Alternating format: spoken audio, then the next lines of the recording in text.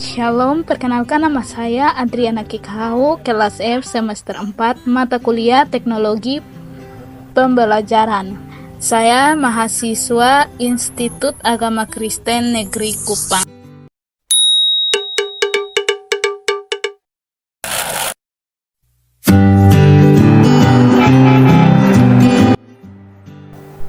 Materi yang akan dibahas dengan judul Eksplorasi Kreatif Pembelajaran Inovatif dalam Kurikulum Merdeka.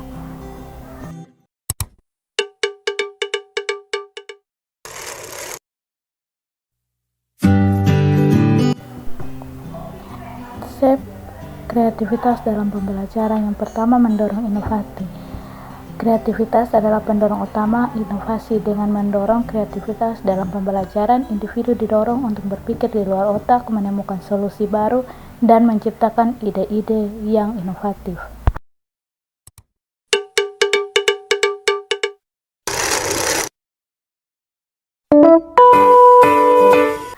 Kedua, penyelesaian masalah. Kreativitas membantu dan mengembangkan kemampuan untuk menemukan solusi yang kreatif dan efektif dalam menyelesaikan masalah yang kompleks.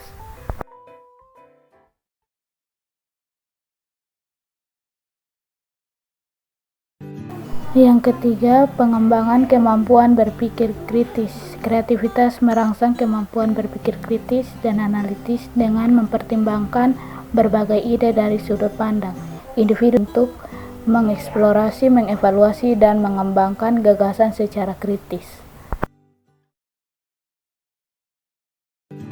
Keempat, peningkatan motivasi dan keterlibatan. Pembelajaran inovatif yang didasarkan pada kreativitas dapat meningkatkan motivasi dan siswa. Yang kelima, pengembangan kemampuan adaptasi. Kreativitas membantu dalam mengembangkan kemampuan adaptasi terhadap perubahan dan tantangan yang terus berubah. 6. Pembelajaran holistik. Kreativitas memungkinkan pembelajaran holistik yang melibatkan berbagai aspek kecerdasan.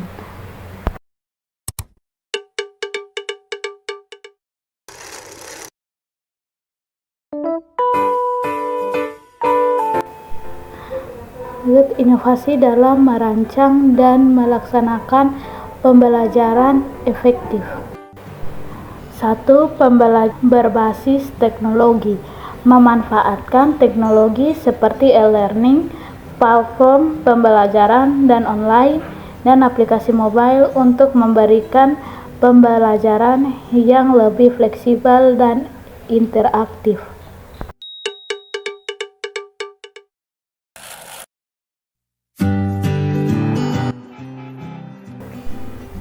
Yang kedua, blended learning, menggabungkan pembelajaran online dan offline untuk menciptakan pengalaman belajar yang holistik dan mendukung berbagai gaya belajar siswa.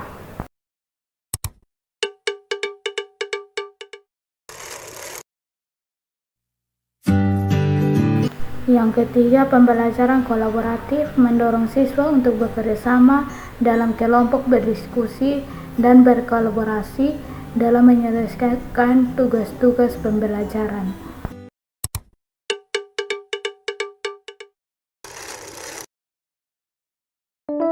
Yang keempat, pembelajaran berbasis proyek, memberikan tugas-tugas proyek yang relevan dengan dunia nyata untuk mengembangkan keterampilan praktis dan pemecahan masalah siswa. Kelima, pembelajaran berbasis game, memanfaatkan elemen permainan dalam pembelajaran untuk meningkatkan keterlibatan dan motivasi siswa.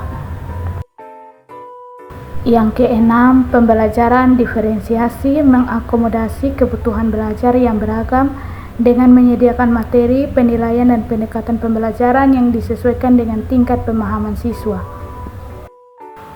Yang ketujuh, pembelajaran berbasis keterampilan, fokus pada pengembangan keterampilan abad ke-21 seperti kreativitas, kolaborasi, pemecahan masalah, dan pemikiran kritis.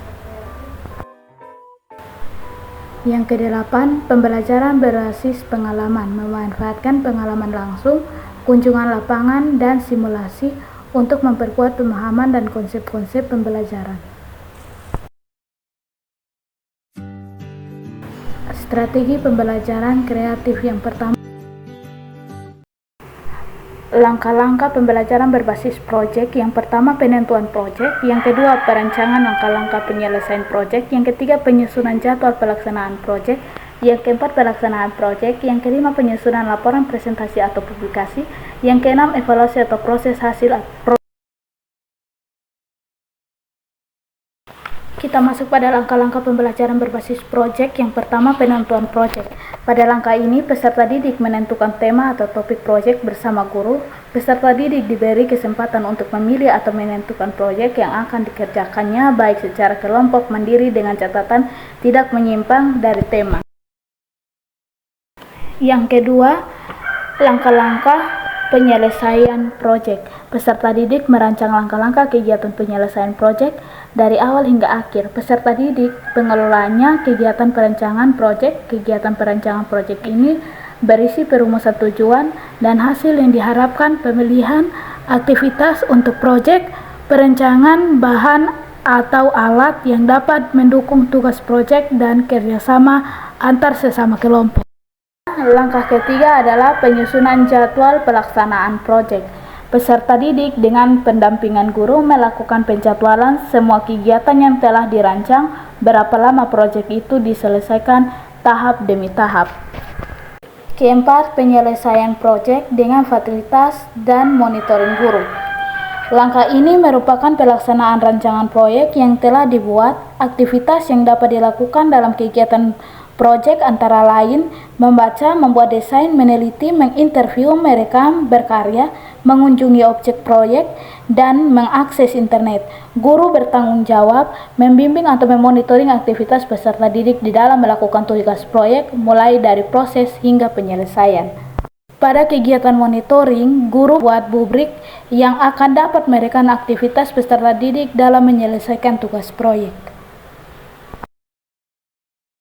Yang kelima adalah penyusunan laporan, presentasi atau publikasi hasil proyek. Yang hasil proyek dalam bentuk produk, baik itu produk tertulis, lisan, karya seni, karya teknologi atau prakarya, dan lain-lain, dipresentasikan dan atau dipublikasikan kepada peserta didik yang lain dan guru atau masyarakat dalam bentuk presentasi, publikasi, dan pameran produk pembelajaran. Yang keenam adalah evaluasi atau proses dan hasil proyek. Guru dan peserta didik pada akhir pembelajaran melakukan refleksi terhadap aktivitas dan hasil tugas proyek. Proses refleksi pada hasil tugas proyek dapat dilakukan secara individu atau kelompok. Pada tahap evaluasi, peserta didik diberikan kesempatan mengemukakan pengalamannya selama menyelesaikan tugas proyek yang berkembang dengan diskusi untuk memperbaiki kinerja selama menyelesaikan tugas proyek. Pembelajaran kolaborasi. Apa itu kolaborasi? Nah, pembelajaran kolaborasi adalah pendekatan pendidikan di mana siswa belajar dalam kelompok untuk meningkatkan hasil belajar mereka, di mana mereka berkumpul untuk melakukan tugas, mengerjakan proyek, dan memahami konsep baru. Juga membantu siswa untuk mempertahankan tempat mereka, membingkai ulang ide, memahami sudut pandang orang lain, dan membantu dalam pemahaman yang lebih baik tentang suatu subjek.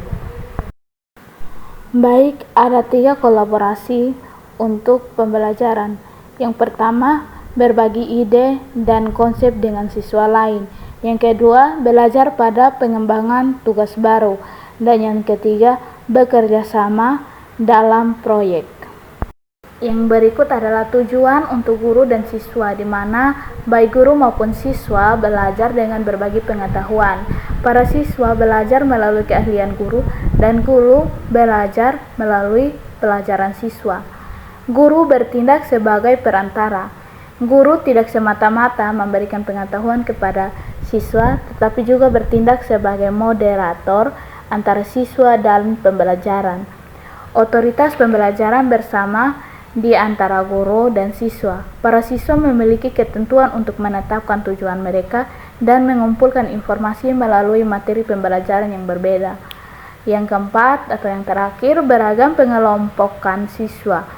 Kelompok-kelompok harus dibuat sedemikian rupa sehingga siswa berbeda satu sama lain dalam hal kekuatan, kelemahan, minat, dan aspek lainnya. Yang berikut strategi untuk pembelajaran kooperatif. Yang pertama, mengklarifikasi tanggung jawab yang kelompok. Yang kedua, melakukan pre-test dan post-test. Yang ketiga, membiarkan tugas kelompok mengurangi kecemasan. Yang keempat, memanfaatkan masalah dunia nyata. Yang kelima, membentuk beragam kelompok. Yang keempat, memanfaatkan teknologi untuk hasil belajar yang lebih baik. Kita masuk pada tipe pembelajaran kolaboratif. Yang pertama, think, pair, share. Para siswa bekerja secara mandiri sebelum dan kemudian mereka terlibat dalam diskusi sedemikian rupa sehingga bertukar informasi dan ide di antara mereka. Yang berikut, informal collaborative learning groups, di mana kelas dibagi menjadi beberapa kelompok dan mereka diberi proyek untuk ditangani. Yang ketiga, informal atau formal collaborative learning groups. Anggota kelompok diminta untuk tetap bersama selama berminggu-minggu atau berbulan-bulan dalam mengerjakan sebuah proyek. Yang berikut adalah kolaborasi based group, di mana terdiri dari kelompok-kelompok yang dibentuk untuk bertahan setidaknya selama 1 tahun. Yang berikut adalah problem based learning, di mana masalah diberikan kepada peserta didik dalam kelompok untuk menilai dan memecahkan. Di sini, para siswa dituntut untuk memahami suatu masalah sebelum mengusulkan sebuah solusi. Baik, kita masuk bagaimana guru membagi sebuah kelompok dalam pembelajaran kolaboratif.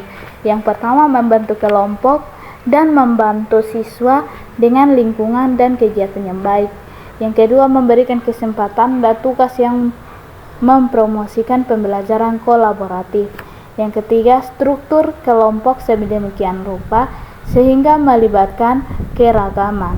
Yang keempat, tawarkan sumber daya dan bahan belajar kepada siswa, serta melakukan penilaian terhadap siswa dalam kelompok. Setelah ini, kita akan masuk kepada pembahasan berikut, yaitu peran teknologi komunikasi dan evaluasi.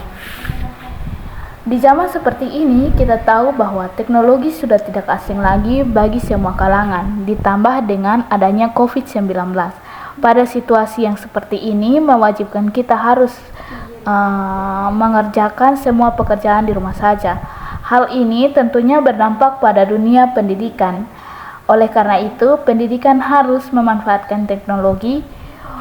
Oleh karena itu, sebagai media pembelajaran, agar pembelajaran dapat berjalan dengan baik dan lancar. Pada hal ini, sebagai calon pendidik, harus memanfaatkan berbagai teknologi sebagai alat komunikasi dan alat evaluasi. Sebagai contoh, kita masuk pada contoh matematika, yaitu aljabar. Tujuan pembelajarannya, yang pertama, siswa dapat memahami konsep suku kata, variabel, koefisien dari bentuk aljabar. Yang kedua, siswa dapat menyelesaikan operasi hitung bentuk aljabar. Teknologi juga dapat memanfaatkan sebagai alat untuk memberi motivasi kepada anak untuk berdiskusi tentang konsep dan penyelesaian masalah.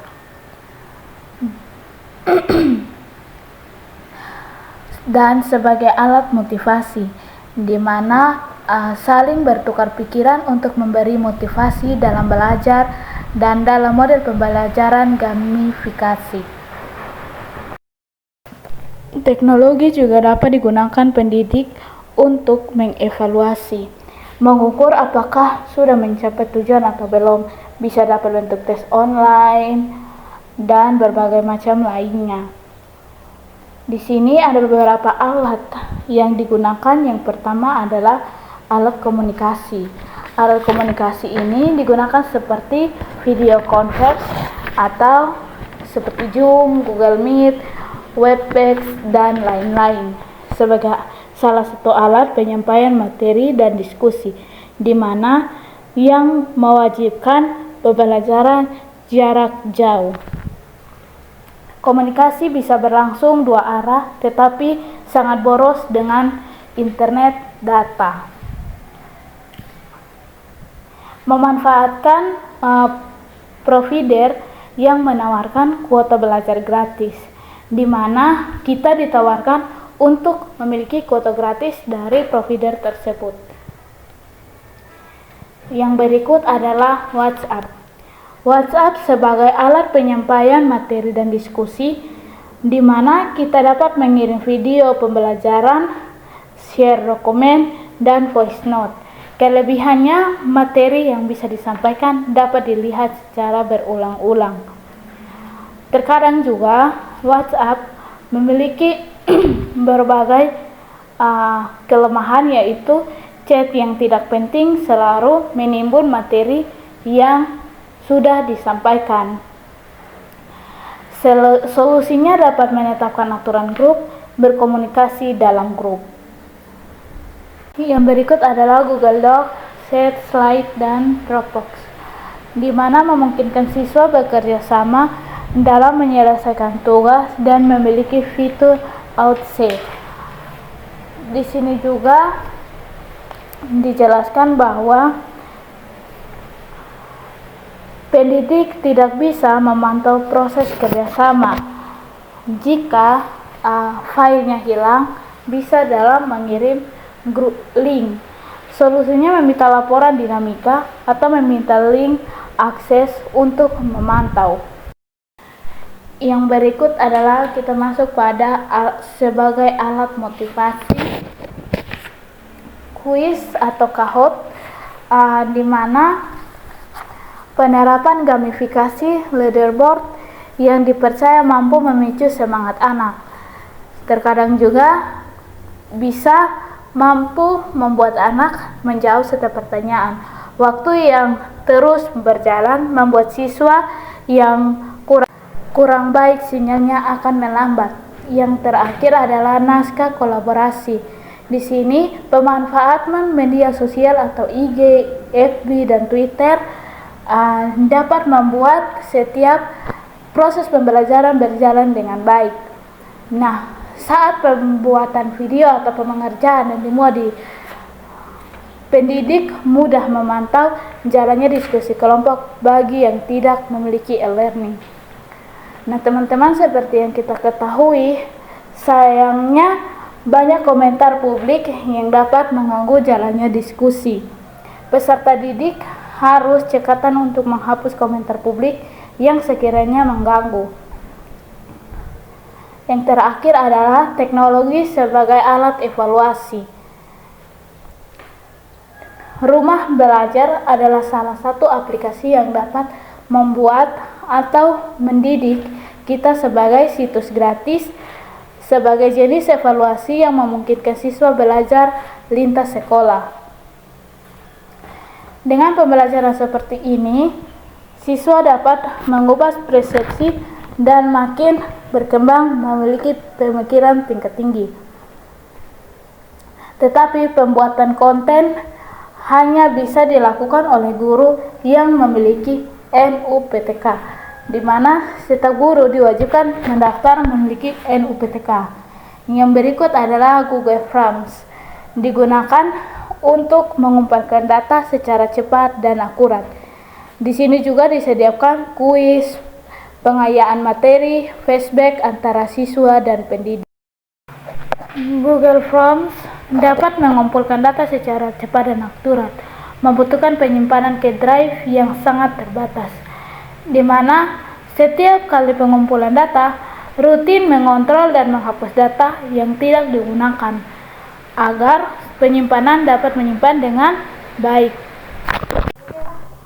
Kita akan masuk pada implementasi kurikulum Merdeka, di SMK Negeri 1 Karangkalayar. SMK Negeri 1 Karangkalayar merupakan salah satu sekolah menengah kejuruan yang awal mulanya bernama SMAEA, berdiri pada tanggal 7 November 1963, merupakan sekolah tertua di Kabupaten Karangkalayar. Sekolah ini terletak di jantung kota Kabupaten Karangkalayar. Seiring dengan berkembangnya zaman, SMK Negeri 1 ini memiliki 6 kompetensi keahlian, yaitu multimedia, tata busana, usaha perjalanan wisata, akuntansi dan keuangan lembaga, otomisasi dan tata kelola perkantoran, bisnis daring, serta pemasaran.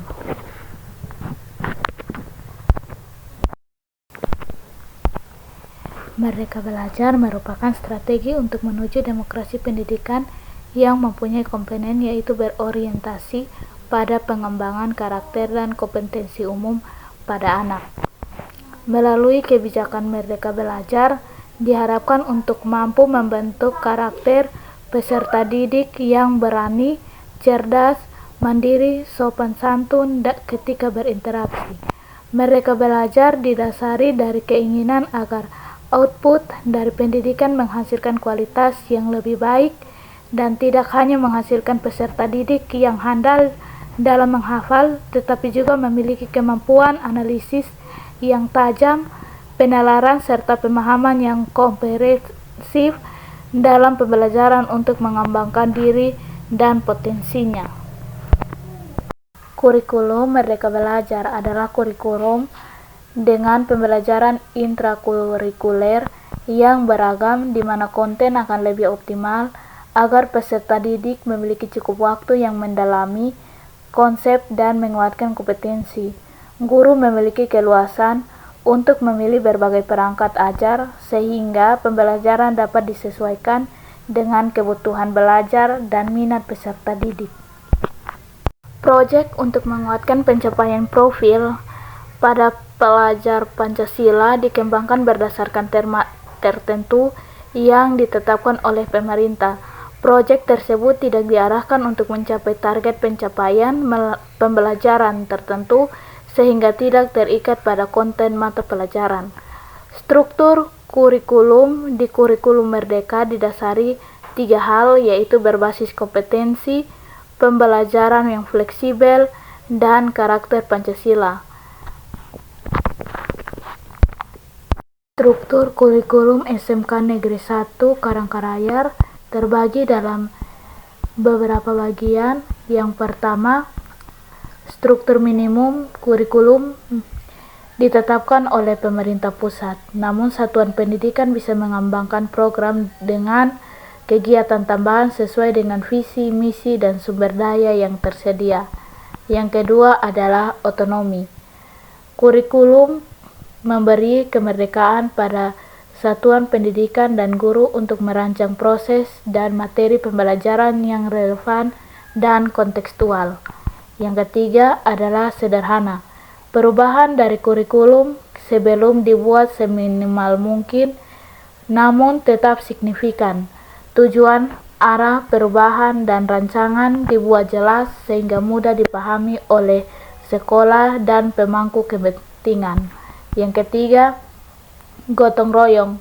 Pengembangan kurikulum di pangkat ajar adalah hasil kolaborasi puluhan institusi, di antaranya Kementerian Agama, universitas, sekolah, dan lembaga pendidikan lainnya.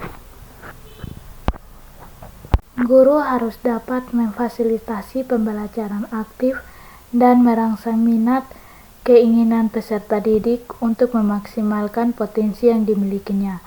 Guru harus mampu menjadi kreatif dan inovatif dalam pembelajaran.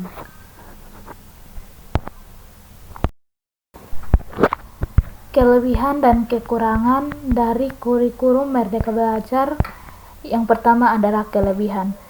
Fleksibilitas kurikulum Merdeka Belajar memberikan fleksibilitas kepada sekolah dan guru untuk menyelesaikan kurikulum dengan kebutuhan lokal dan potensi siswa di setiap daerah. Yang kedua, peningkatan kreativitas. Dengan adanya kebebasan dalam merancang kurikulum, guru dapat lebih kreatif dalam menyajikan materi pembelajaran sehingga dapat meningkatkan minat belajar siswa. Yang ketiga, pemberdayaan guru. Guru memiliki peran yang lebih besar dalam menentukan metode pembelajaran yang efektif dan relevan dengan kondisi siswa di kelas. Adapun beberapa kekurangan, yang pertama, ketidakpastian konsistensi. Karena setiap sekolah dapat memiliki kurikulum yang berbeda-beda. Hal ini dapat menimbulkan ketidakpastian dalam konsistensi pendidikan di seluruh Indonesia. Yang kedua adalah kesulitan evaluasi. Evaluasi terhadap kesuksesan implementasi kurikulum menjadi lebih kompleks karena variasi dalam kurikulum yang digunakan oleh setiap sekolah. Yang ketiga adalah kesenjangan pendidikan. Ada potensi terjadinya kesenjangan pendidikan antara sekolah yang mampu mengembangkan kurikulum yang inovatif dengan sekolah yang kesulitan dalam merancang kurikulum yang efektif. Meskipun memiliki kelebihan dan kekurangan implementasi, kurikulum Merdeka Belajar dapat memberi ruang yang lebih besar bagi inovasi dan peningkatan kualitas pendidikan di Indonesia. Eksplorasi kreatif pembelajaran inovatif dalam kurikulum Merdeka membawa berbagai manfaat dan kesempatan bagi pengembangan pendidikan yang lebih inklusif, dinamis, dan relevan dengan tuntutan zaman. Berikut adalah kesimpulan dari eksplorasi kreatif pembelajaran inovatif dalam kurikulum Merdeka. Yang pertama adalah peningkatan kreativitas dan inovasi. Eksplorasi kreatif membuka ruang bagi guru dan siswa untuk mengembangkan ide-ide baru, metode pembelajaran inovatif, dan pendekatan yang menarik untuk meningkatkan kualitas pembelajaran. Yang kedua, pemberdayaan siswa. Pembelajaran inovatif memberikan kesempatan bagi siswa untuk aktif terlibat dalam proses belajar, mengembangkan keterampilan berpikir kritis, kolaborasi, dan komunikasi yang diperlukan dalam era digital. Yang ketiga adalah relevansi dengan kebutuhan global. Kurikulum Merdeka yang didukung oleh eksplorasi kreatif memungkinkan siswa untuk mengembangkan kompetensi yang relevan dengan tuntutan global, termasuk keterampilan digital, literasi media, dan pemecahan masalah kompleks. Keempat, pembelajaran berbasis proyek. Melalui pembelajaran inovatif, siswa dapat terlibat dalam proyek-proyek yang nyata yang memungkinkan mereka untuk mengaplikasikan pengetahuan dan keterampilan dalam konteks yang bermakna, sehingga mempersiapkan mereka untuk dunia kerja yang kompetitif. Yang kelima, peningkatan kualitas pendidikan. Eksplorasi kreatif dalam kurikulum Merdeka dapat menjadikan kunci dalam meningkatkan kualitas pendidikan secara menyeluruh, dengan fokus pada pengembangan potensi siswa, peningkatan daya saing, dan pemberdayaan masyarakat. Dengan menerapkan pendekatan pembelajaran inovatif dalam kurikulum Merdeka, diharapkan pendidikan di Indonesia dapat terus berkembang, memberikan kesempatan yang adil bagi semua siswa, dan menghasilkan lulusan yang siap menghadapi tantangan masa depan. Inovasi dan kreativitas dalam pendidikan merupakan investasi berharga untuk menciptakan generasi yang unggul dan mampu bersaing di era globalisasi.